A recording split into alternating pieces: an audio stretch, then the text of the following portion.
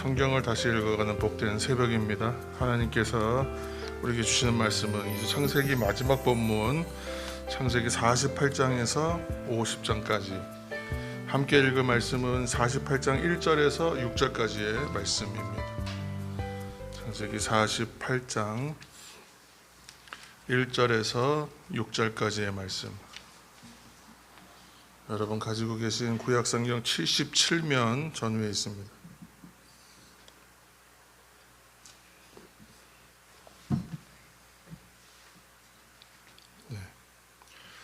창세기 48장 1절에서 6절까지의 말씀 함께 합독하겠습니다. 48장 1절.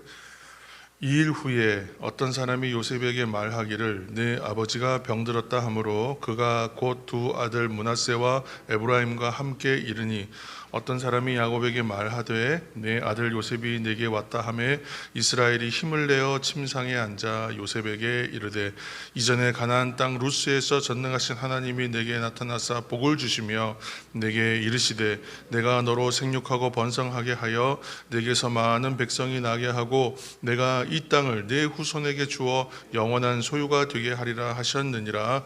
내가 애굽으로 와서 내게 이르기 전에 애굽에서 내가 낳은 두 아들 에브라임과 므낫세는 내 것이라 르우벤과 시므온처럼 내 것이 될 것이요 이들 후에 내 소생은 내 것이 될 것이며 그들의 유산은 그들의 형의 이름으로 함께 받으리라.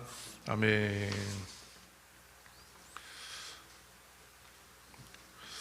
네, 우리 말씀 한 절 더 읽겠습니다. 49장 33절 말씀.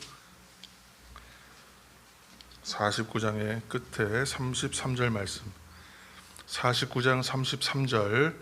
야곱이 아들에게 명하기를 마치고 그 발을 침상에 모으고 숨을 거두니 그의 백성에게로 돌아갔더라. 아멘. 야곱의 일생은 147세, 향년 147세입니다. 야곱이 147년간의 이 땅에서의 삶을 이제 마칩니다. 그의 생애 중 이제 마지막 17년을 이제 다시 요셉을 상봉해서 함께 지낸 시간이 17년. 요셉이 처음에 이제 형들에 의해서 팔려가던 시점이 17살 때라고 합니다. 그래서 좀 특이한 것은 야곱이 가장 사랑하는 아들과 처음 17년을 함께 살고 자기 인생의 마지막 순간에 또 17년을 함께 사는 또 그런 공통점이 있습니다. 오늘 이제 48장 5절 말씀을 또 한 절 다시 읽겠습니다. 48장 5절. 48장 5절.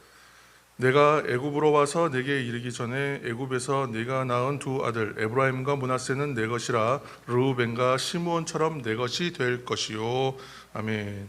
야곱이 자신의 생이 이제 다 한 것을 알고 아들 요셉을 침상으로 불러서 그의 이제 손자들이죠, 사실은. 그래서 그 두 아들을 이제 축복하도록 하는데 야곱은 이제 요셉의 아들들을 자신의 이제 양자로 입양하는 거예요, 이것이. 그래서 이스라엘 12지파가 이제 이렇게 구성이 된다.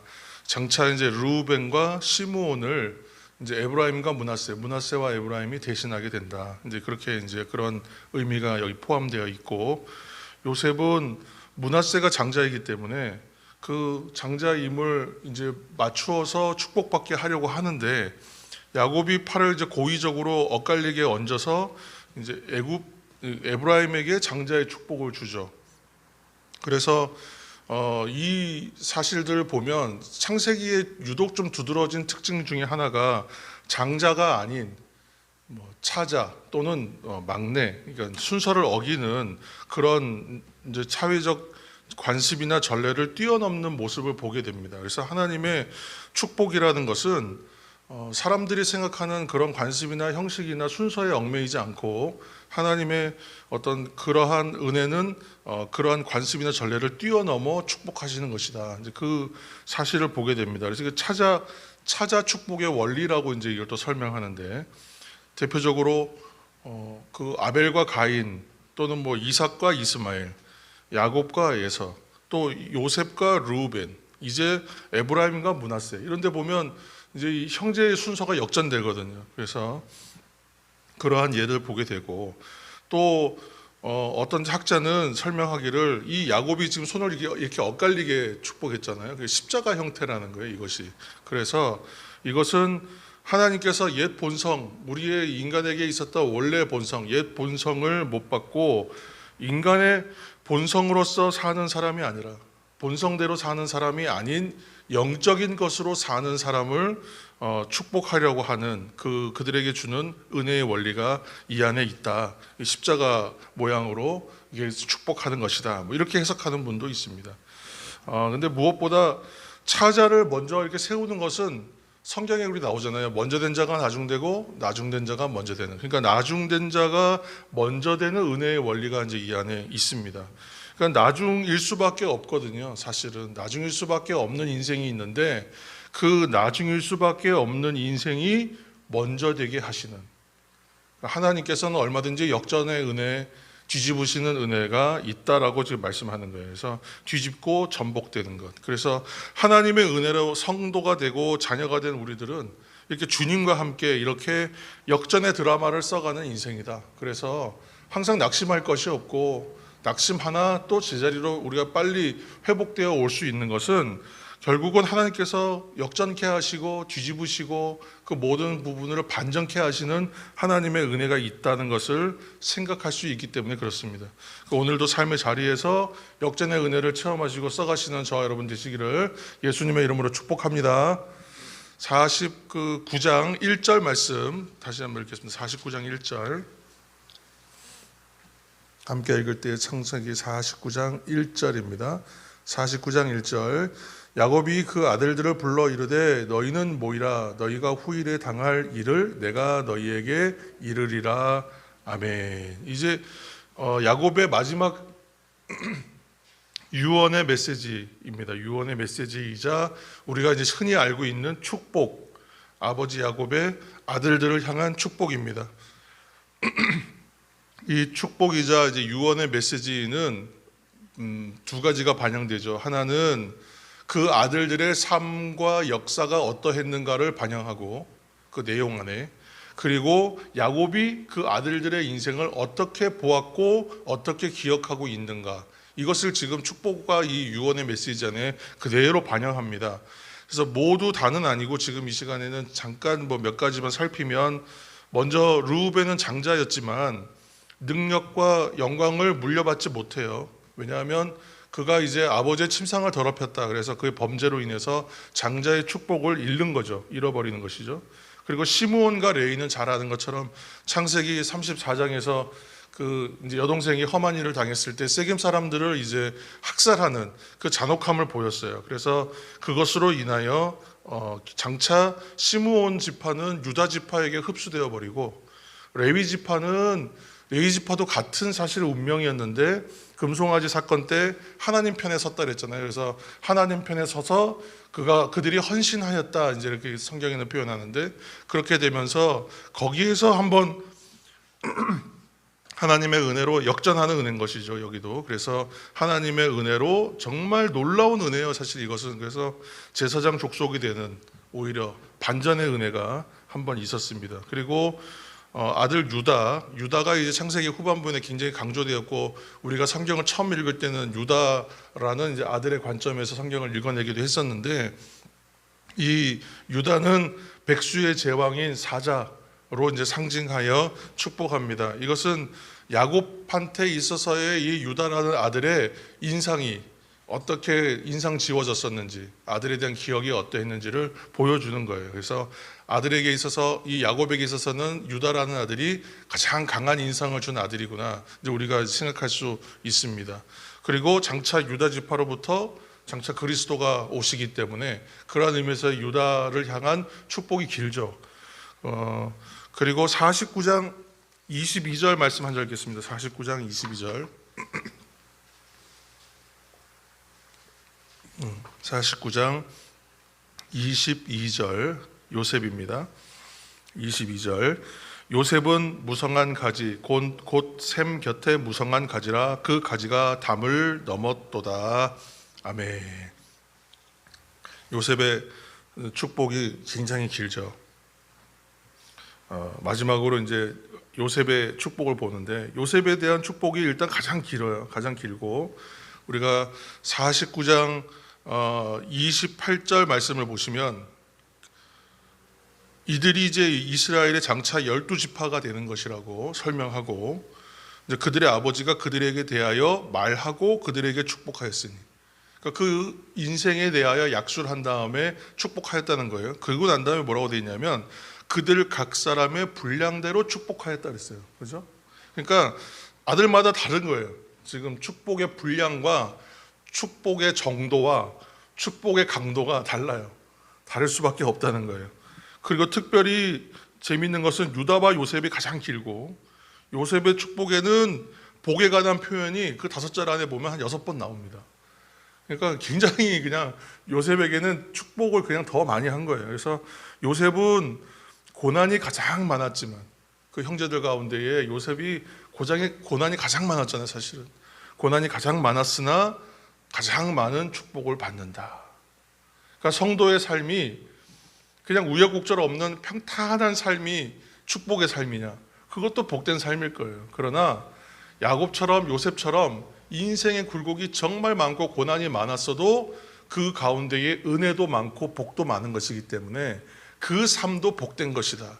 어쩌면 그 삶이 더 복되다라고 성경은 지금 표현하고 있는 것이죠. 마지막으로 우리 50장 18절 말씀으로 좀 가겠습니다. 50장 18절.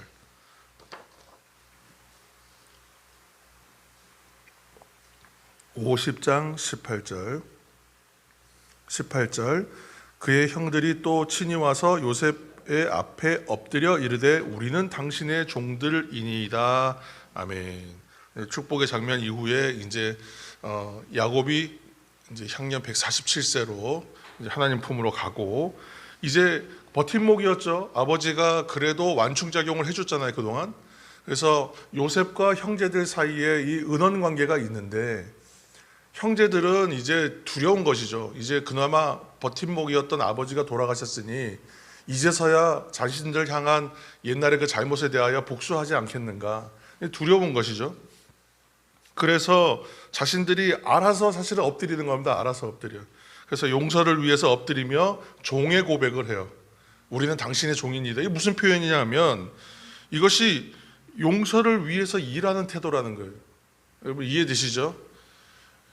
용서를 위하여 자신들이 일해야 한다 생각해요. 일한다고 생각해요. 내가 용서받기 위해서 일을 하겠다라고 표현하잖아요. 이거는 어떻게 보면 오늘날 신앙에서 보면 내가 하나님 앞에 회개하면서 내가 열심히 뭔가 죄를 회개하고 내가 반성해서 용서받겠다는 표현하고 똑같아요. 은혜의 태도가 결코 아닙니다. 그러니까 아직까지도 이 부분에 대해서 자유롭지 못한 거예요. 그런데 19절을 보시면 요셉이 무엇이라고 얘기합니까? 우리 50장 19절입니다. 함께 읽겠습니다. 요셉이 그들에게 이르되 두려워하지 마소서 내가 하나님을 대신하리이까. 아멘.